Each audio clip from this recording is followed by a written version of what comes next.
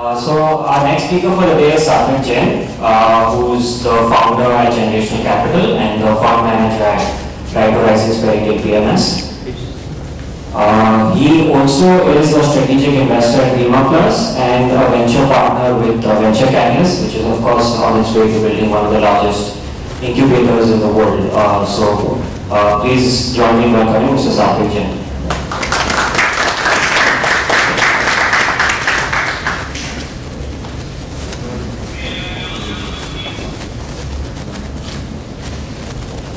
Thank you everyone for coming on this evening, and I hope I am able to do justice to what Mohit said.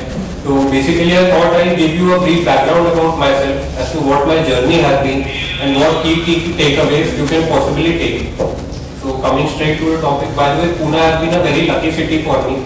As I turned professional golfer here, I had my first multi-bagger here, and my dad built up his business based out of Pune, diagnostic business.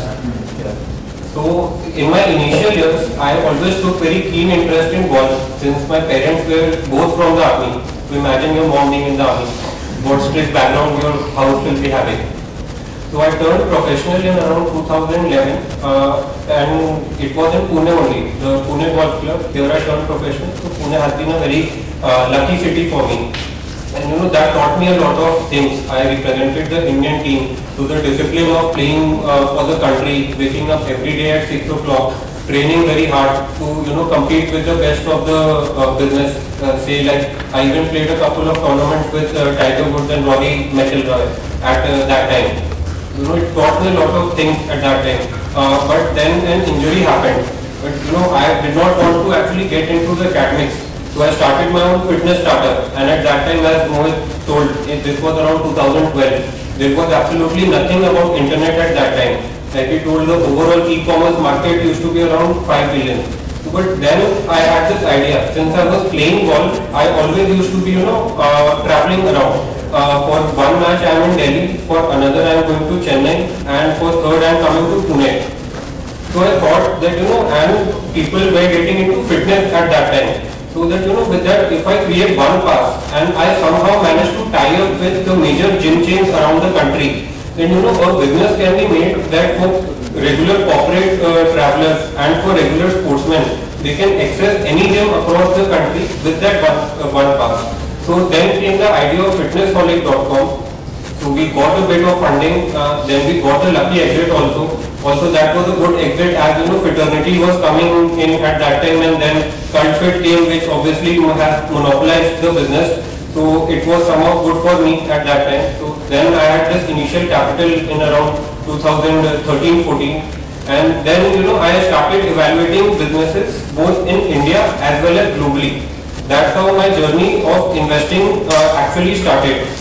And that was the time when the Modi government came in and there was bullishness all around. When I started looking both at the Indian, the global businesses as well as the private equity space, because a lot of entrepreneurs who became unicorn founders today used to be like sitting in a co-working space with me or say in a Starbucks with me at that time. So now coming to the boring part. The Indian equity market, you can say the public market especially, is mostly a lala market today also. Like 70% plus of the companies, they are mostly promoter owned, and the promoter treats the company balance sheet as his personal balance sheet. Initially after making a couple of mistakes, and they have been like royal mistakes, like the investment itself went down 50% odd. Right. So then I kind of took a backseat, like we have to devise a framework around this. So then I came along with book Corporate Shenanigans and Financial Shenanigans by Robert Schlitt. Then I kind of developed this framework of broad search of around 20 odd ratios. That if a company passes these frameworks only, then only I will be investing in them. So like you can say, I have figured out that if you read the Satyam Computer balance sheet, they must be having 800 odd crores in the bank account, but if you see the other income, it would be zero, right? Same way, if you take a decent company like a Piramal Enterprises or a Godrej Consumer, they would be having at least a FD interest in their other income, so on and so forth. And the companies cannot be paying real taxes with fake profits, and the receivable should not be increasing so much. This kind of set the overall framework. Then I also joined Deloitte in the investment banking division. So there, we were working on a lot of IPOs and follow-on offers and mergers and acquisition in India as well as globally. In fact, the second largest company which is being listed now. So I was there in Dubai for 4 months working on their IPO. Right. There you came to know what the promoters are thinking. Suppose they want oil to be at a certain price and they are valuing it that way. So you kind of get into the promoter's mind also. But like as with Mohit, the heart was always into money management, not investment banking as such. So I was lucky to get an opportunity in Elara India Gateway Fund, which is one of the very few foreign institutional investors and hedge fund based out of the NCR. In fact, there are only two based out of there. Currently, they are managing upwards of 400 crores, and I was part of the 4-member team managing money there. And they had a very limited clientele in single digits only. There the mandate used to be to generate absolute returns without shorting, right? So it was a very Herculean task, and the markets were also very volatile. So somehow in my 1.5 years stint, we generated 19% absolute returns when the benchmark was down around 2%. But the important key takeaway was there I developed this fraud search. Basically now we have a 150 keyword fraud search also in our fund which we manage, which basically checks the promoter history, what his background has been, what misdoings he's been doing, whether he's buying corporate jets from his company balance sheet, or whether some insider trading people are there in the top shareholders list. Very interesting observations have come along with this, and some of them I think you guys also might or might not be knowing. So leading QSR chain whose pizzas you might be having every weekend, the promoter has been found with unaccounted cash. They have pledged most of their stake in their company, and they are having a lot of questionable real estate acquisitions. Second example would be now the diagnostic sector obviously has gone out of favor. But when it used to be in favor, this company which listed around a couple of years back, the promoter also had pledged all their stake. They were involved in questionable real estate transactions, despite the company being cash rich. And from that money they were buying penthouses in Dubai. And so this all was not there at that time, but now it has come in the light of the market and the stock has crashed around 60-70%. Another example is a leading FMCG company which is belonging to a reputed promoter group. So they are taking loans from the promoter at 28%, right, despite the company being cash rich. Now you must be thinking, why am I telling you all this? This equity investing, especially in the public market, right now has become more a process of elimination rather than selection. So if you eliminate say 60-70% of the universe, in the rest 30%, even if you are selecting some below average companies also, still you would be making decent high teens or 20% plus kind of returns. Obviously Mohit kind of returns we cannot expect from the public market, but 20% compounding is what Warren Buffett did for 70 years. So that is what I am trying to do.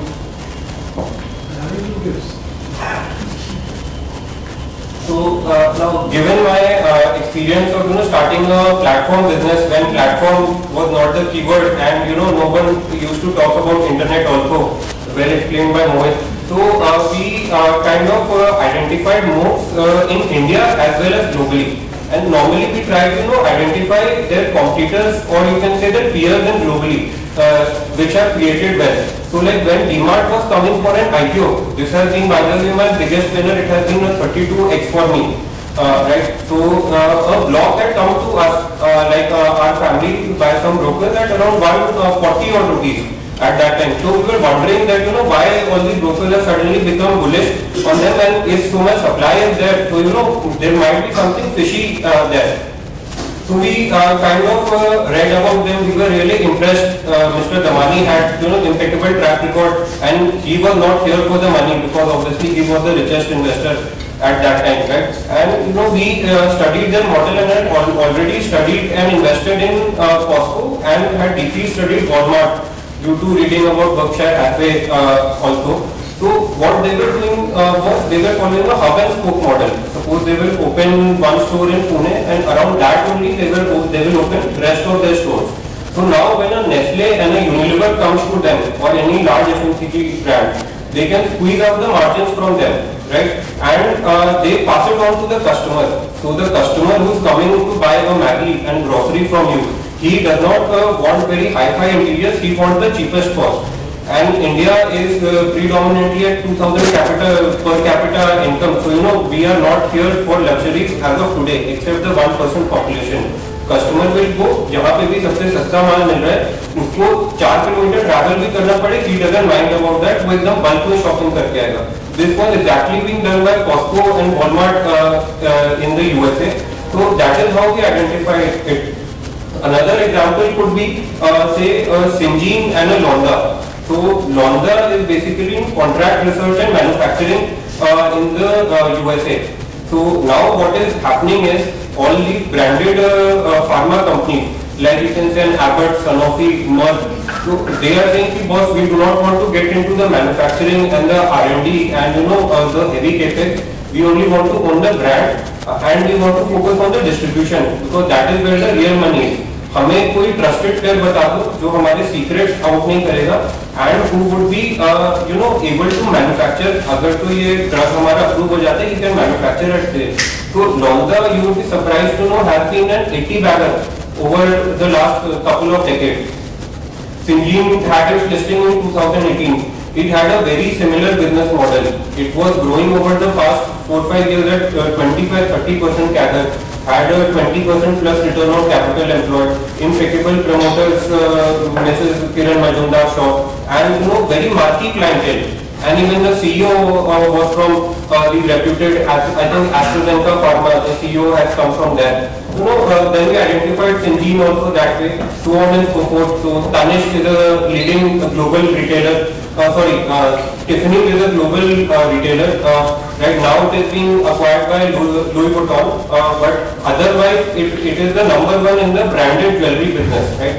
Tiffany might be taking a very higher making charge compared to a local jeweler in the UK or these other mass market brands. But the smile on say your wife or your girlfriend's face when she receives that blue box of Tiffany is very different compared to other boxes. So same as the case with Tanishq. There was a lot of mistrust going on with jewelry. Basically all these mom and pop stores or say your local जो आपके घर के jeweller चले आ रहे हैं खानदानी, no one used to see कि कितना quality आ रहा है, making charge में कितना they are taking that way. Then Tanishq came, they said you come to us and you do your check for free, and people were shocked that they are doing business with their family jeweler for 40-50 years and they have been making a case out of them. Tanishq right now also, you might think that it is a very boring company, it is a large cap company. It is only 5% of the overall gold jewelry market. This quarter also it reported 18% same store growth like Mohit said. And right now also I think it can easily double its profits in the next 3 to 4 years. So very solid business model. So I can go on and on with the stocks because this is what I live and breathe basically. But apart from that, I'll give you overall macro view of the Nifty 500, right? Overall, if you see the overall profit pool of the Nifty 500 are around 6.6 lakh crore. This data is a bit dated, around I think 6-7 months back. But I'll try to convey the point here.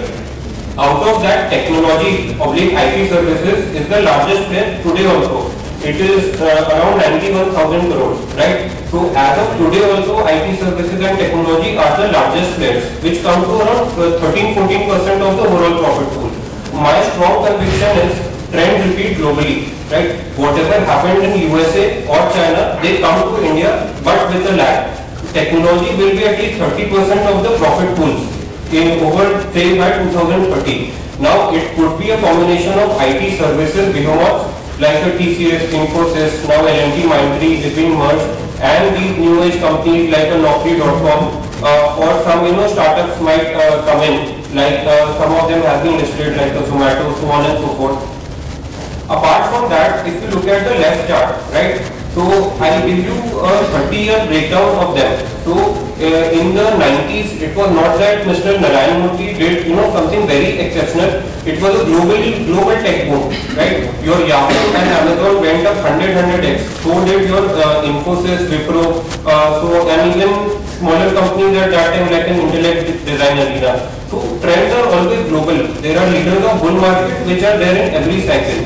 In 2003 to 7, your Freddie and Fannie Mae in USA went up more than 100x, and in India, Jaiprakash Associates, Jaipur, all your DLF was the largest IPO at that time. They went up. So I think Jaiprakash Associates went up 800x in the 2003 to 7 bull run. Right? So trends will be global, and India will follow what happened in USA and China. So if you just look at this graph, information technology of the tech is 27%. In the MSCI, S&P 500. In India, it is barely 13-14%. Even healthcare is very underweight in the Indian context. So I strongly feel consumer, IT services, healthcare, and financial. These four sectors should do very well over the next decade. And if we identify good companies here, they have somewhat defensible cash flows also. Apart from financials, right? So even if there is a COVID, so if you have to take medicines, you will have to take medicines, right? Or even in consumer, say even a company like Manyavar. So if the demand is pent up, it is not that demand is gone. So there would be a wedding season, and the companies would be doing fine. So now coming back to the my journey basically, right? So after investing, into all these companies around 2015-16, I was going through our family balance sheet, and what happens with normal Indian parents? We are staying in Delhi, एक flat डाल दो, under construction है, नोएडा में डाल दो, छोटा बेटा तो कल को नोएडा में जॉब लग गई, एक फ्लैट आप डाल दो गुड़गांव में, बड़ा बेटा वहाँ पे कुछ फाइनेंस का कर लेगा तो नोएडा में डाल दो, और वो फ्लैट अंडर कंस्ट्रक्शन नहीं था, मतलब 8 साल हो गए वो कभी बना ही नहीं. वो दे आर जस्ट वो टावर लगेगा क्योंकि आई थिंक खाली वो वायर जो भी लगे हुए हैं, and there is a tarpaulin over that. So then I was talking to a lot of dad friends, some of whom are into business or ex-army men. वो वही होता है कि जहाँ पे आपके 50 लाख 1 करोड़ इकट्ठे हुए, एक अपन ना अंडर कंस्ट्रक्शन फ्लैट डाल दो कि हमारा फ्यूचर हो जाएगा safe. So nothing after that. Investment का कोई कॉन्सेप्ट ही नहीं होता है, right? So then I did some study globally. But India में barely 20 to 30% of your wealth is in financial assets, and this includes your FDs also. FD itself is a very large market. Rest all is into physical assets like real estate and gold. And what people say, so one of my largest clients, he stays in Amrita Circle Mark in Delhi. So he basically he was like कि real estate में ही पैसा बनता है, तुम ये सब share market करो, सब फालतू है. मेरा 500 करोड़ का कोठी है right now, right? So his great grandfather had bought it in 1945 for 50 lakhs. Right now it is quoting at 500 crore. When the deal happens, तब देखा जाएगा. So we calculated the IRR for it, the internal rate of return. ठीक है? That any guesses what would be the IRR? तो 50 लाख 500 करोड़ हो गया है. Any guesses? 20%, 25%. It was only 10%. Right? So the people who real estate, they will keep for like 3 generations, and equity mein they want returns immediately, and they say equity is very volatile, right? So this was the actual problem, and then we did some research and we did some studies. तो उसमें देखा कि most of the Indian retail participants are heavily exposed toward real estate and gold. Equity में 4-5% का ऐसा है, और alternate जो मोहन जी कर दो भूल ही जाओ, मतलब वो तो है किस खेत की मूली. It is like that way कि ये होता क्या है, startups and all we don't know about it. तो and Indian HNI basically people who are dollar millionaires, they have barely 10% in alternative, 35% in equity, बाकी पूरा पैसा. So why I am showcasing you this, if you see the post tax return on the overall network for an Indian retail, it comes to around 7%.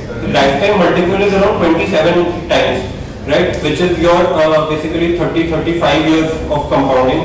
For an Indian family office, which we try to cater, is basically people who have their liquid net worth of more than $5-6 million. There, the key difference is their asset allocation. Real estate में खाली 15% रहेगा. Although the key factor there is because initial house is being sorted, so वो बाकी corpus is left, and then they become smart about money. But 50% is in equity, then 20% is with people like Mohit in either PE/VC funds or long short funds. Right? Their wealth multiple is 278x versus an Indian retail जिनका 27 गुना है. Right? So if we can get the initial asset allocation right for a lot of clients, so there is a lot of scope for them to compound. Now you forget कि आपका alpha आ रहा है, index is doing 14%, अगर say Satvik is doing 12% or say another fund is doing 18%. आप बस allocation कर दो, you just do it in the Nifty, so the outcomes would be a lot better. So this is again continuing that from less than 10% in 1950s, right from the nationalization of LICs to entering of UTI in the mutual fund space.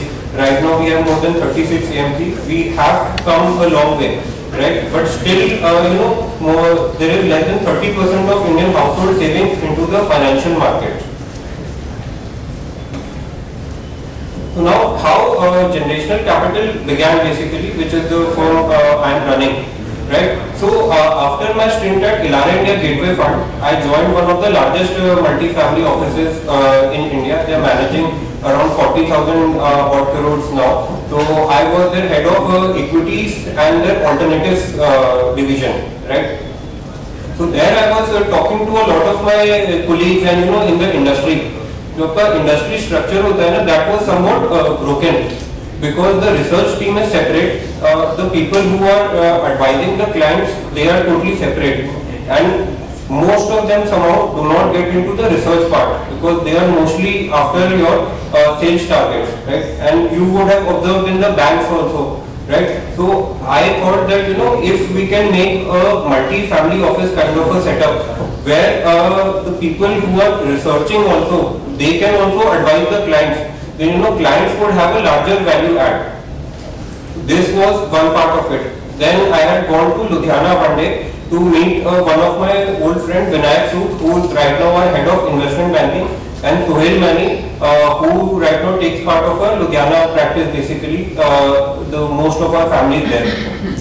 तब क्या हुआ, जब मैं golf खेलने जाता था around 2011-12 में, it used to take to me around 9 hours to travel to Ludhiana. ठीक है, now it takes around 5 hours. So I checked the data, basically जो road highways है वो आपके 3 गुना हो गए हैं उस टाइम से, right? Apart from that, in any dhaba, any tea stall you go, you can do UPI. So I think it has been one of the biggest innovations by the government, which is free of cost now. In USA, UK right now copying, like they are telling us to give the UPI thing to them, right? Then when I went to meet Sohail, right, he was working at ICICI Bank that time. So he was saying there is somewhat a shift happening in the industrialist there. So Ludhiana is basically the Manchester of India. It is mostly a hosiery focused city. Most of the industrialists and the people who have created wealth there are from the hosiery segment. So now they were shifting from real estate. They were parking money in Casa. They were investing into insurances. वो भी मतलब होता है. Apart from that, a part of it was into mutual funds and PMS तो चलो वो अलग चीज़ है, कोई करता नहीं था PMS and AIF तो वहाँ पे पहुँचे ही नहीं है, मतलब अभी भी I think पहुँचे ही नहीं है वहाँ पे AIF, right? तो मतलब but things were gradually changing there, right? Then we went to have a dinner at this famous Firozshahpur Road.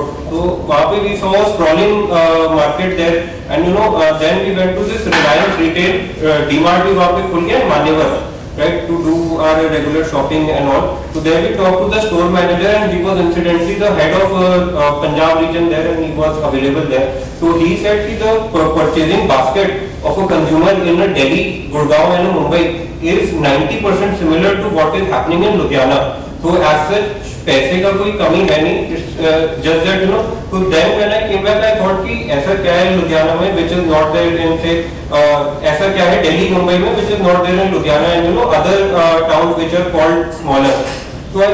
So then ये तो हो गया overall thing. Then there was this problem statement also. I talked to a few older people.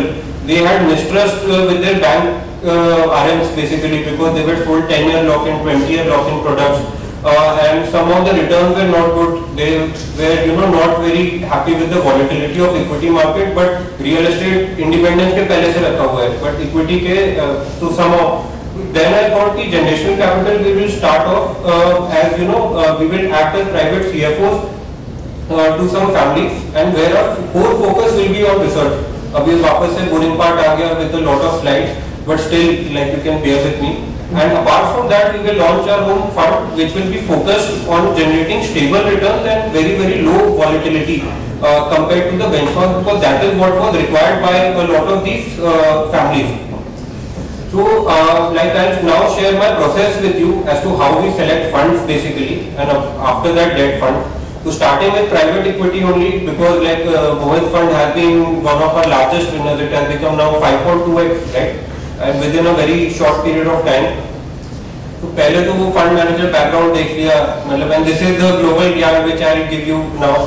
उसके बाद is historical track record, then what is is ranking, vintage, वो सब हो गया. But the main thing is fire in Bailey.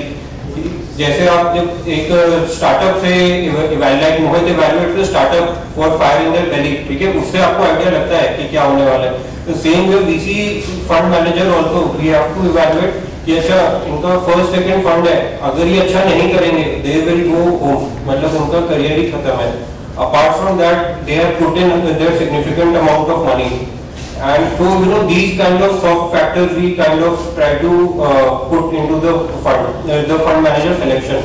Then coming to the debt fund. Debt fund आप लोग सोच रहे हो अरे 5% 6% तो मिलता है, तो why would someone in their mind invest there? But debt market, if you look at the overall mutual fund market right now, it is around 40 lakh crore. Out of that I think 27 odd lakh crore is debt funds. It is a much bigger market than your balanced advantage funds or equity funds, because वो वही रहता है, all these large corporates, say a Reliance Industries or a Tata Group, they would be investing their corporate money into liquid fund and debt fund only. वो तो अगर तो किसी मेरे जैसे एडवाइजर ने आके समझाया and they are convinced कि आपके FD से अच्छा ये है, ये बात तो तब की है, वरना तो the major money is in FDs and saving accounts only, right? So in fact our 80% of our team's time goes into debt fund selection.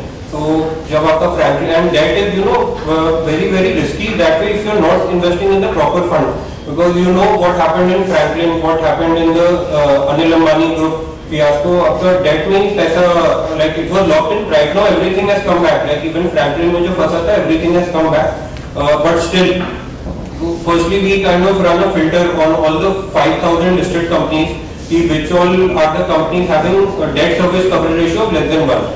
That essentially means कि आपका जो EBITDA आ रहा है उससे आप अपना इंटरेस्ट नहीं पे कर सकते हो. Either you raise funds or you cannot repay money to the basically the lenders. उसके बाद you get around 16-17 groups and then you see कि which one of them are in which of the 130 debt funds in the market. वो आप देखो client के पास नहीं है, अगर जैसे उसको बता दो. Okay. Now coming to the India growth story, and where our fund is positioned basically to take advantage of this. Mohit covered it very well. I don't think I can add much value here, but briefly, if you look at from independence till today, we are right now, we will be touching a $3 trillion economy very soon, right? And if you look at 2030, जितना पैसा पिछले 75 साल में बना है उतना ही पैसा next 7-8 साल में बनने वाला है. And it is simply the power of compounding, right? From the $3 trillion you would go to a $6 trillion at say a nominal compounding rate of 11-12%, but the initial base is so large that you would get there, right? India would be the third largest economy, because like taking over China and USA would be a Herculean task unless they degrow, we grow at 14-15%. But from a fifth largest economy to a third largest economy would be a huge jump. So पैसा तो बहुत बनने वाला है. Now it is upon us how much can we make. One thing is market, other thing is increasing our earning power also, because power of compounding में भी क्या होता है, your principal, now principal has to increase, time has to increase, and then the rate is the last part. So now when we are going to a $6 trillion economy, we are at a very crucial junction now for $2,000 per capita, right? So यहाँ पे numbers थोड़े छोटे होंगे, but I try to make sense of them. So we did an analysis of countries which were at $2,000 per capita, where they reached to higher per capita, and what happened to their economies. So South Korea took 13 years to reach from around $2,000 per capita to 10,000. China took around 15 years. Japan 13, USA 23, and India from 440 in 2000 is right now at 1900 plus. Right? So a Lollapalooza effect is created when you cross the $2,000 per capita, because that time your roti kapdi and kapda makan needs are satisfied. You go into the spending mode, so your consumption is increased, especially of semi-luxury, ultra-luxury items. So to give you some sectors, suppose paints, you would be using premium paints instead of an Asian Cup basic. You would be using a higher or say a Sirca paints material. You would be taking higher levels of washing machine. You would be shopping from branded shops, or say instead of a West Side, you would be shopping from higher and say a Tommy Hilfiger, that kind of thing. So here we cannot waste time buying companies growing at 5 to 10%. So I mostly look at companies which can at least double their profits in 3 to 4 years. Because whether the share price doubles there or not, that at least you are giving your best shot there, that at least the profit should double and there should be a potential for valuation re-rating. Right? Then over the last couple of years, right, there has been a 5x jump in the middle income bracket in the last 6 years, and this is despite what has happened with COVID and all. One more catalyst here is the Jio movement. So Mohit again covered it very well. This is in most of our fund managers slide with what happened in 2017. It is actually magical movement, and as Indians we should be proud of it. And there should only be one man we should be thanking, that is Mukesh Dhirubhai Ambani. Right? India has the cheapest data in the world, and we have the largest penetration in the world. We are the largest internet economy. So if you see, most of the unicorns which have been made, they have been made after 2017, which are using tech as an enabler. You see Nykaa, Policybazaar, Zomato, तो Jio नहीं होता है, सब होते ही नहीं, right? So we have to thank one man. However, people hate his wealth, but we have to thank him for what he has done. Right? So now coming to the other part of the economy. So India is the only country, now mark my word, since 2008 to have reduced their debt to GDP ratio. Since 2008, which was a major global financial crisis, and in that also India was standing very, very strong. So if you see the second line here, right, we have reduced the debt to GDP by 6% basically. Australia has increased by 47%, France by 140%, USA, UK, everyone knows only that is they are like the epicenter of what is happening in the global markets today. Along with that, capex is set to rise because the corporate India is deleveraged a lot. So like Mr. Kumar Mangalam Birla was talking about capex Mahotsav over the next 10 years. Right, even your steel entrepreneurs are doing a lot of capex. Grasim announced a 10,000 crore capex. So capex is set for an all-time high rise, and people are not taking leverage right now. This kind of movement would be a sustainable movement. So coming back to like what we focus on, so we focus mostly on 4 sectors, which are consumer, technology, healthcare, and financial, in companies which can double their earnings in 3 to 4 years. To give you some, and in these sectors also, we focus on one part which are the established companies. So these would be companies like the Bajaj Finance, Titan, Asian Paints, which are like 60-70% of the portfolio, which would be very boring to Mohit, right? And then there are the other 30 part, which are you can say the emerging monopolies. So these would be companies which are having huge blue oceans in front of them. So I'll give you some example. So 2014 तक Bihar, like this is what I've been talking to people on ground. Bihar में there was no electricity except the major towns, right? Like most of the Bihar did not have electricity. So there was this electronic retailer who only had 5 stores there, right? But after Modi ji came since 2016, most of Bihar is now electrified. So after the untapped market खुल गया, right? So from that day he had 6 stores. He did an IPO. Right now he's sitting at 90 stores within 6 years, and he right now last quarter did 450 crore of revenue and 27 crore profit. Right? So he is available at an FY25 price to earning of only 9 times. And a whole blue ocean in front of him. Because Bihar Jharkhand did not have electricity, he plans to open 150 stores there, and उसके बाद will go to hinterlands of UP and West Bengal. These kind of opportunities we identify in the rest 30% of the portfolio. Some other examples without taking a lot of time is there is only one listed dental healthcare company in India. This is also a less than sub 1,000 crore market cap company. They are having 70% gross margin and 45% EBITDA margin. You can imagine, and they are debt free, growing at 30% and having 30% plus return on capital employed. This is ये तो हो गया जो पहले हो गया, ठीक है, ये तो everyone can see. But now they are doing a 2.5 times capex of their current capacity. From here, I think they can at least triple their revenues by financial year 25. So just to now close of what we do.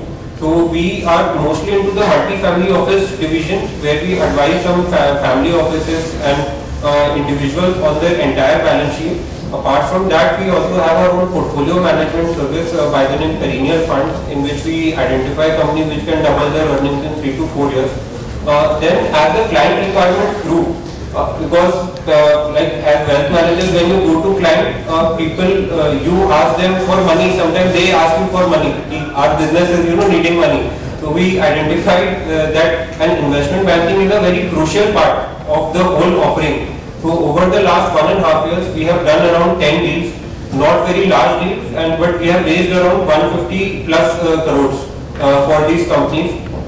Then as ancillary services, we have estate planning, because the family requires the generational succession, whether the shareholding has to be transferred into a trust, it has to be transferred to which of the successors. Then real estate advisory, jitna bhi main bolu, real estate everyone loves, especially in the NCR region, because any startup entrepreneur who उसको आता है अच्छा खासा पैसा, he is like कि पहले मैं अपना कमिलिया में कर लूँगा 40 करोड़ का, उससे मेरा टैक्स भी बच जाएगा और I'll stay in Camellias also, आपके इन्वेस्टमेंट बाद में देखेंगे. So we have a real estate division for that also, and then insurance and taxation to complete the bouquet. So that was briefly all from my side. Now I'm happy to take any questions from you guys.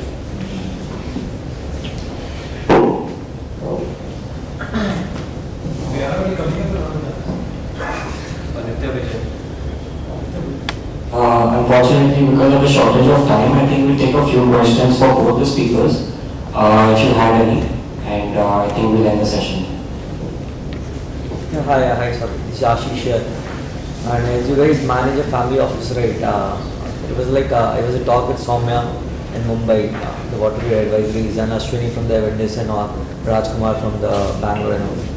The one common question which I always, because we are also heading towards it, from our wealth management towards the family offices going forward.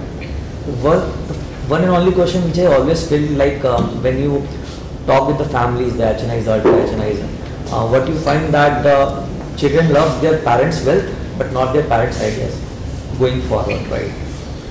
So into family businesses, into advising the multi-offices, families over there, how you guys relate or match those two things over there when you advise a family?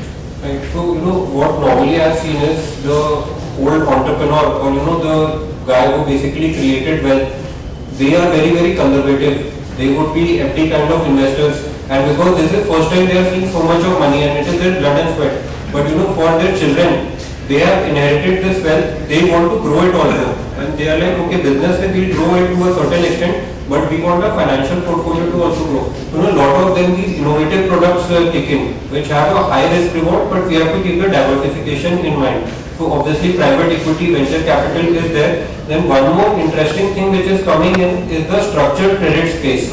Right? So a lot of players are doing good work there. So structured credit is very big there. Apart from that, good quality fund managers in the portfolio management service and mutual funds. But these are very boring to them. Mostly it goes to, but if you see, the major wealth is created in mutual fund only, and SBI Small Cap would have become 100x over the last 20 years. Very rarely PVC funds or PMS managers, post-tax, post-fees and all would have generated those kind of returns. But they want something innovative. Another thing we are also seeing is they are directly participating in the deals which are happening. Like Mariwala Family Office, Love Ventures, and a lot of them are coming up. People are directly participating there. So this is what I fear, that now when the funding winter is coming in, or say for the next couple of years, things are not that well in the PVC space might be. there might be severe write-downs and they might lose their confidence in the PVC space. So this is what we try to advise, that go in a systematic way, rather than just throwing around, beating around the bush. कि आपको एक mail आया XYZ से, you're lacking that, you just put in money there. It has to be more or less structured there.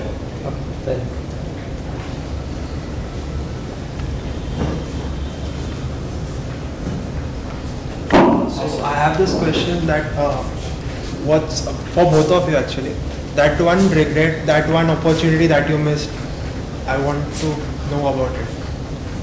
Because we all talked about the happier side of the story. We don't know anything about the sad picture. Also, for Mohit, I know that local Banya is there. So what you learned from it actually? So for me, basically, it was not allocating high to your Pune-based Bajaj Finance only. So I identified it in 2013. But could have allocated a lot there. But I was like, lending is a very risky business. So paisa jata to hai, but till the last EMI is recovered, people do not make money, and they were heavily into auto finance there. Auto finance में आपका bad cycle में 7-8% gross NP हो जाता है. Then they were getting into co-branded credit cards only. Your SBI card had gone literally bankrupt in 2008. So I did like good allocation, but not as much as I would have liked when I see now in hindsight. So one thing I have learned is, like, when you are confident about a business and promoter, and even with public money, you need to go big there. So, because आप allocation नहीं करोगे, 3% allocation going up 20x versus an 8% going up 20x is the difference, like, between an above average investor and a great investor. I'm going to sort of give you a good pragmatic answer to that. I think you should never have any remorse about either your good or your bad decision, right? Because you always have that sort of FOMO. If you hit a winner, like, I should have put more, right? And if you lost money, like, I should have put less. Why did I go with such high conviction and lose so much money? I should have lost less money. So the idea is, if you don't have any remorse around either your winners or your losers, you constantly just keep doing good things at the right time, and the values will keep taking you further. So I'm not thinking like there are so many moments where okay, I wish, like, if you look at my entire portfolio, I have Ola to start with, which until a lot of time it was FOMO, now it's like I'm glad I'm out of it because it's sort of on the way down. But I mean, too many of those, you should have done this, you could have done that. Like recently Adani Group, right? I mean, I bought Adani Total Gas. I have a name saying it's Total Gas, but I bought like 1,500 shares at 92 rupees, sold them at 3,248. And I could have bought more and made 32x on this listed stock. But I remember that entire ride was so crazy. There was 1,500 shares, which is like a capital of about 1.5 lakh rupees. I made a 30x on it. That's enough, right? I mean, God's been kind. Why have more greed? But that's his life. I have a question for both of you. Corporate governance is a sexy issue. Once you are already invested into a company, especially earlier it used to be an issue with the listed companies. Now, a lot of unlisted spaces where these how do you deal with these kind of issues, especially when there is a founder who is the face of the company? Well, especially in the case of listed companies, what we have tried to do is every year we run a forensics model. Because something is happening in the numbers that keeps on us on our toes. But now the catch is annual report comes 6 months after March 22.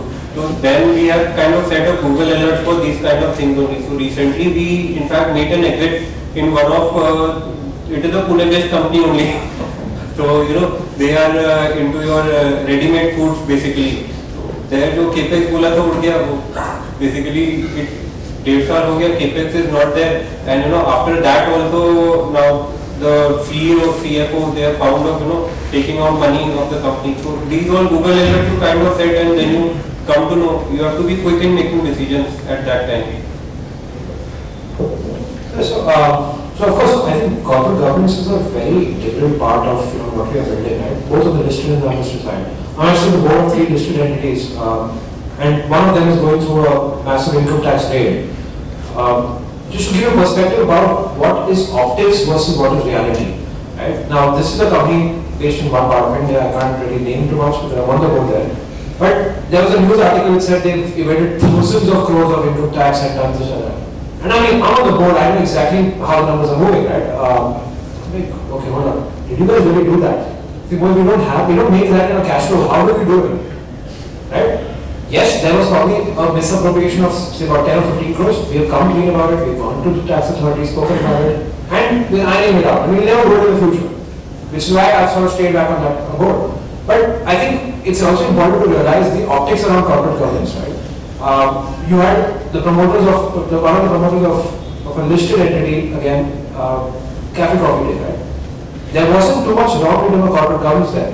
It was just a founder who was like, I feel bad about what I did, and he committed suicide on it. So I think it's about integrity, it's about ethics.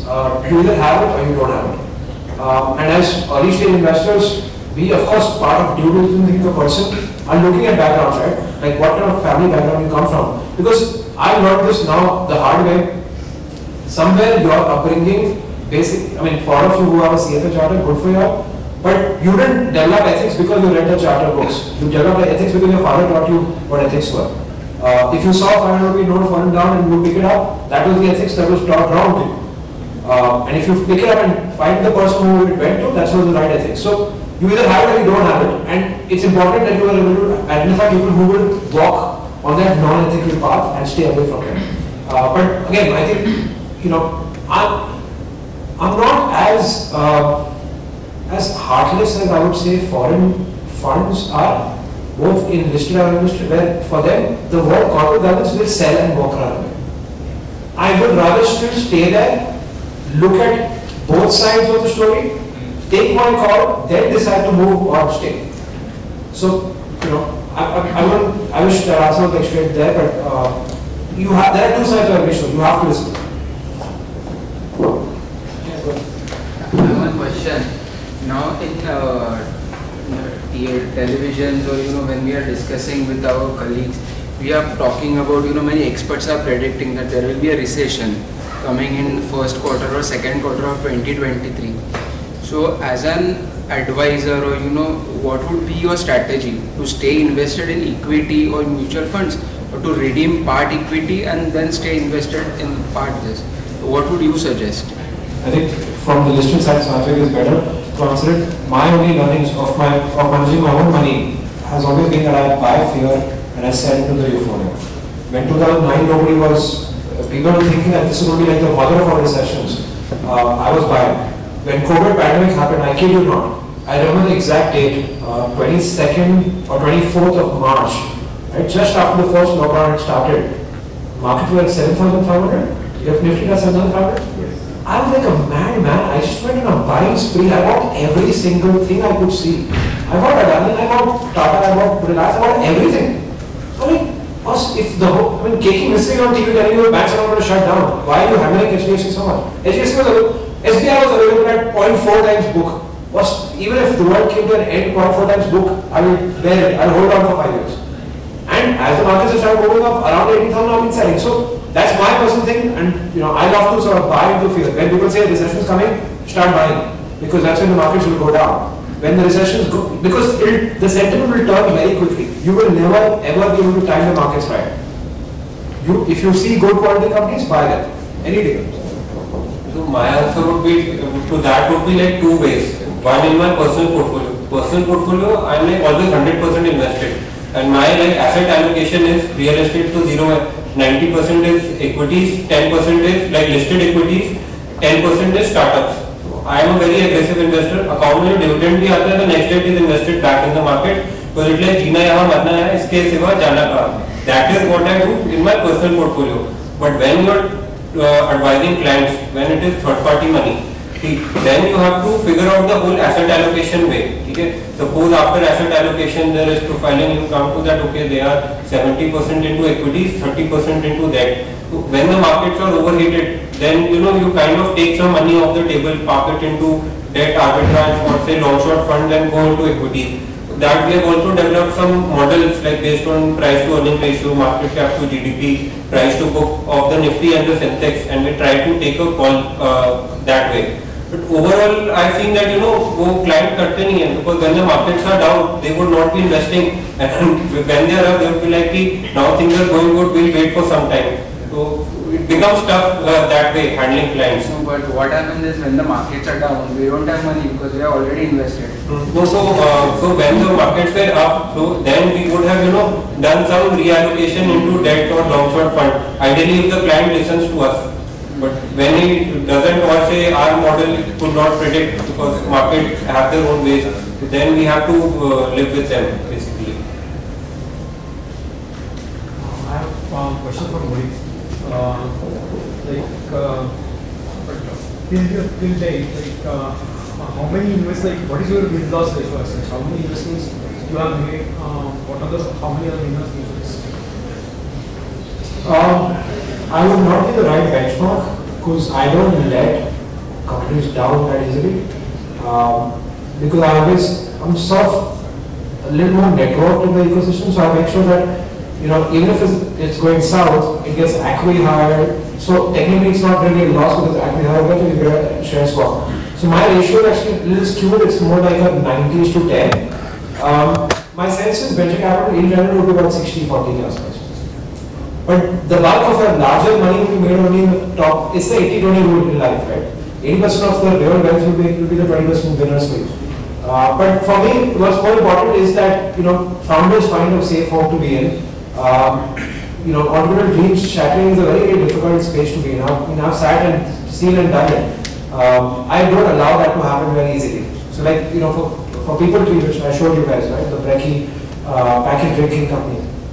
We did an acqui-hire swap with a larger company and said, founders and employees should get a safe home to play in. For 10-3D, we're talking to Reliance and doing a penny to the dollar. Penny to the dollar, I won't lose my capital, but I just want to get my capital at 5 or 7%. But it's not a write-off. So that I think that comes from your own network.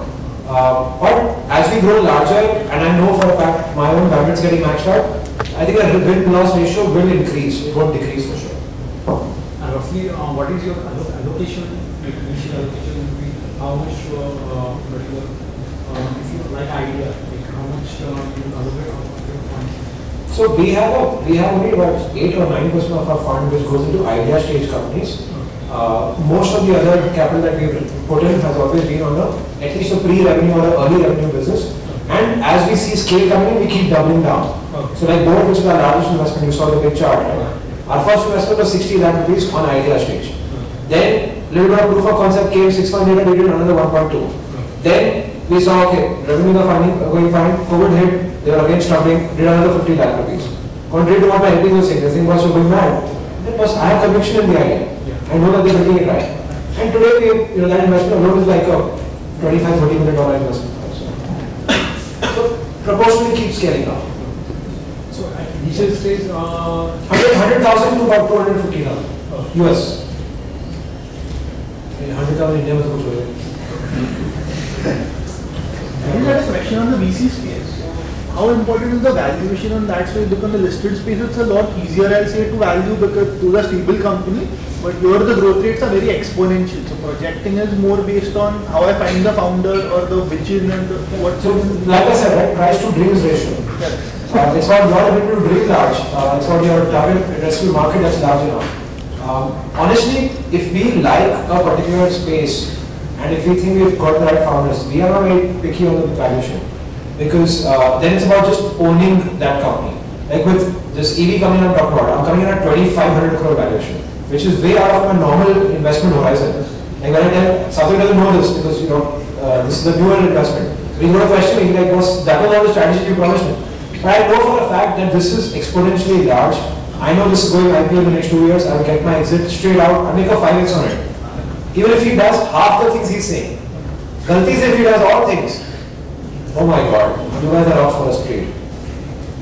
So valuation doesn't matter. As long as you have high conviction in some, and this is across all funds, right?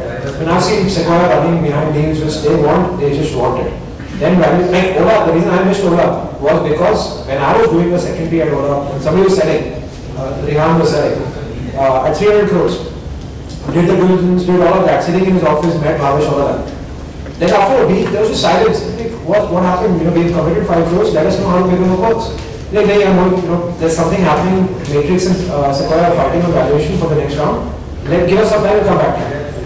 And he comes back to me a week and a half later and says, yeah, we can do this round, but it will now happen at 905 crores. I'm like, hold on. 315 is what we were discussing 2 weeks ago, now we are at 905. You see, yeah, because they both fallen now, 905 is a number they both want to put, 50 crores each. So if you want to come with your 5, it's at this number. That time it didn't make sense to me. In the peak, Ola went to $5 billion valuation. That's the remorse, but it will come back to that.